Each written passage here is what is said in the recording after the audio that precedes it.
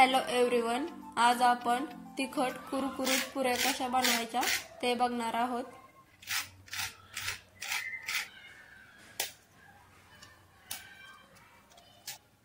यासाठी इथे मी 1 वाटी गव्हाचे पीठ घेतलेले आहे आणि त्याच वाटीने अर्धा वाटी बेसन पीठ घेतलेले आहे। आता यामध्ये आपण 1 चमचा जिरे टाकून घेऊया, तसेच चवीनुसार मीठ। इथे मी अर्धा चमचा ओवा घेतलेला आहे। ओवा हा आपण हातावरती चोळूनच टाकायचा आहे। ओवा टाकल्यामुळे पुऱ्या ह्या एकदम खमंग लागतात। इथे मी 1 चमचा काळं तिखट घेतलेला आहे। तुम्ही याऐवजी मिरची पावडर देखील घेऊ शकता।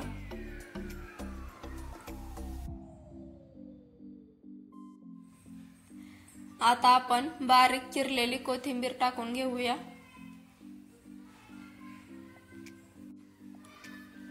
तसेच 1 चमचा तीळ घेतलेले आहेत। तीळ टाकल्यामुळे देखील पुऱ्या एकदम खायला मस्त लागतात, खमंग लागतात। आता यामध्ये आपण 2 चमचे किंवा 2 पळ्या तेल ओतून घेऊया। इथं आपल्याला तेल हे गरम अजिबात करून घ्यायचं नाही, आपण थंडच तेल वापरायचं आहे। आता हे तेल पिठाच्या प्रत्येक कणाला लागेल, सगळ्या मिश्रणामध्ये मिक्स होईल असं आपल्याला हे मिक्स करून घ्यायचं आहे। हे मिक्स करून झालं की आपण यामध्ये थोडं थोडं पाणी ओतून याचा गोळा तयार करून घ्यायचा आहे।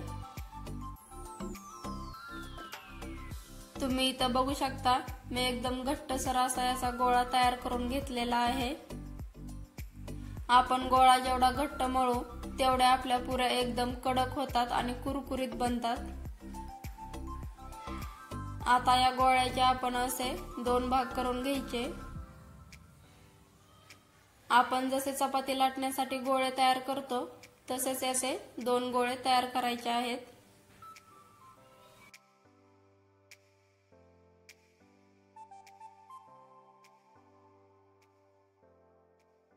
हे गोळे लाटत असताना ते पोळपाटाला चिकटू नयेत म्हणून मी इथं गव्हाचं पीठ घेतलेलं आहे। तुम्ही याऐवजी तेल देखील वापरू शकता। आता हे गोळे आपण लाटून घेऊया। जास्त जाडही ठेवायचं नाही, शक्य होईल तेवढं पातळ लाटून घ्यायचं आहे, कारण याला आपण जेवढं पातळ लाटून घेऊ तेवढ्या पुऱ्या ह्या एकदम कुरकुरीत बनतात।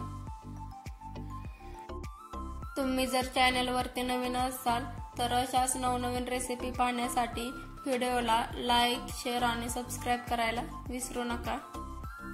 तुम्ही इथं बघू शकता, एकदम पातळ आकारामध्ये मी याला लाटून घेतलेला आहे। आता याला अशा चमच्याच्या सहाय्याने आपण छिद्र पाडून घ्यायचे आहेत, जेणेकरून आपण याला तळताना ते फुगू नये म्हणून।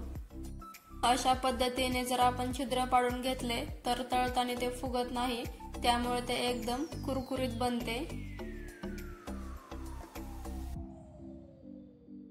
इथं माझ्याकडून व्हिडिओ स्किप झालेला आहे।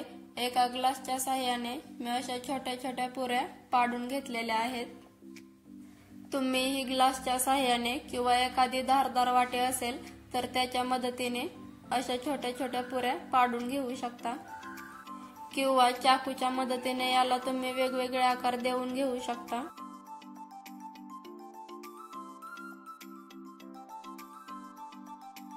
आता आपण या पुऱ्या फ्राय करून घेऊया। यासाठी इथं मी कढईमध्ये तेल गरम करून घेतलेलं आहे।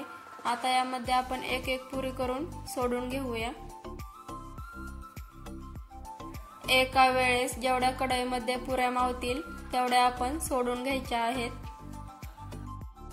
पुऱ्या फ्राय करत असताना गॅसची फ्लेम ही आपल्याला लो टू मीडियमच ठेवायची आहे। जर हाय फ्लेमवरती आपण पुऱ्या फ्राय करून घेतल्या तर त्या फक्त वरतून करपतील आणि आतून भाजणार नाहीत, त्यामुळे आपल्या पुऱ्या ह्या कुरकुरीतही बनणार नाहीत। खरं तर ह्या पुऱ्या मैद्याच्या असतात। आपण जर बाहेर विकत घ्यायच्या म्हणलं तर त्या आपल्याला मैद्याच्याच भेटतात, पण मैदा हा सर्वांच्या घरी नसतो, त्यामुळे इथं मी गव्हाचं पीठ घेऊन ह्या पुऱ्या बनवून दाखवल्या आहेत। गव्हाच्या पिठाच्या पुऱ्या देखील एकदम कुरकुरीत बनतात। खास म्हणजे या पुऱ्या महिना ते 1.5 महिना सहज टिकतात। त्यामुळे जर तुम्ही बाहेर कुठे फिरायला जाणार असाल तर अशा पुऱ्या बनवून नेऊ शकता। फक्त हवाबंद डब्यामध्ये ठेवा, आहेत अशाच एकदम कुरकुरीत राहतात महिनाभर। जर तुमच्या घरामध्ये लहान मुले असतील तर तुम्ही ही रेसिपी नक्की बनवा, कारण लहान मुले नेहमी सारखं काही ना काही खायला मागत असतात, कुरकुरे वगैरे बाहेरचं। जर आपण त्यांना बाहेरचं सारखं दिलं तर मुले आजारी पडण्याची शक्यता असते। त्यामुळे तुम्ही घरीच कमी तेलकट आणि एकदम कुरकुरीत अशा पुऱ्या त्यांना बनवून देऊ शकता। त्यामुळे मुले आजारीही पडणार नाहीत आणि अशा कुरकुरीत पुऱ्या खाल्ल्यानंतर बाहेरचं काही खायला मागणार नाहीत। तुम्ही इथं बघू शकता, मी सगळ्या पुऱ्या बनवून घेतलेल्या आहेत। या पुऱ्या एकदम कुरकुरीत बनतात आणि या पुऱ्या बनवण्यासाठी फारसा वेळ देखील लागत नाही। फक्त 5 ते 10 मिनिटांमध्ये या पुऱ्या बनवून तयार होतात।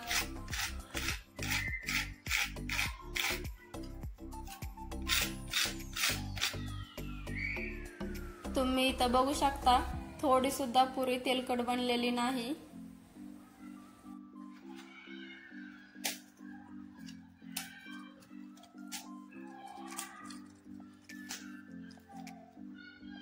आवाजावरून तुम्हाला समजलंच असेल पुऱ्या किती कुरकुरीत बनलेल्या आहेत।